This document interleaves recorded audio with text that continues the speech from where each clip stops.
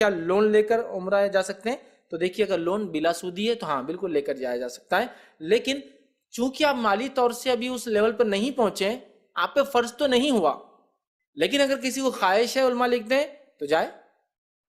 تڑپ ہے جانے کی تو کرے، لیکن اس کو یہ بات یاد رکھے کہ اس لون کو اتنا نہ لے کہ بوجھ بن جائے کہ آنے کے بعد لوٹا نہ سکے، چونکہ جب کوئی چیز فرض ہی نہیں ہوئی تو پھر کیوں کرنا اس کو، وہ آپ پہ ہے ہی نہیں فرض تو کیوں کرنا، لیکن کسی کو تڑپ ہے جانے کی اللہ کے گھر دیکھنے کو، وہ کرتا ہے، تو ایسا لون جو ری پے کر سکتا ہے، اگر اس کے لیے سہولت جیسا کہ میری انکم 20,000 مہینہ ہے، 10 سیونگ کر لیتا ہوں آرام سے، لیکن ایک ساتھ 1 لاکھ روپیہ نہیں ہے عمرہ کے لیے، ایک ساتھ نہیں جمع ہوتا،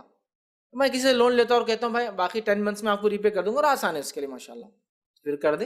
اور وصیت کر کے جاتے وقت کسی کو کہ بھائی میرا اتنا باقی ہے، اتنا چھوڑ کر جائے کہ اگر بیچ دیا جائے تو اس کو مل جائے، ایسا گھر ہے بیچ دیا جائے تو کئی لاکھ میں جائیں گا تو ہو جائیں گا خرچ، بہرحال پھر ایسا لون لیا سکتا ہے، لیکن لون بلا سودی ہو، چونکہ میں ایسے بھی لوگ جانتا ہوں جو بینکوں سے سودی لون لے کے جاتے ہیں اور ڈبا بھی دیتے بعد میں، بولتے حج کر کے آگے پچھلا سب معاف، ٹھیک ہے، میں نے ایسا دیکھا ہوں، ایک بینک مینیجر آئے تھے ایک بار، آ کر میں سے سوال کیا کیا لون لے کے جا سکتے ہیں کیا حج کو،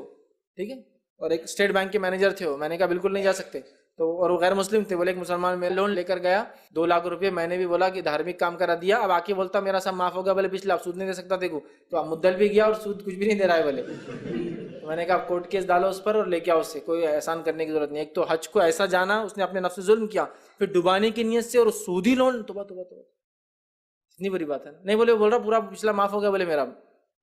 معاملات معاف نہیں ہوتے، اللہ اپنے معامل معاف کر دے گا کہ بھائی کوئی کوتاہی تھی عبادتوں میں، معاملات نہیں ہوتے معاف، چاہے کوئی بھی ہو، ٹھیک ہے،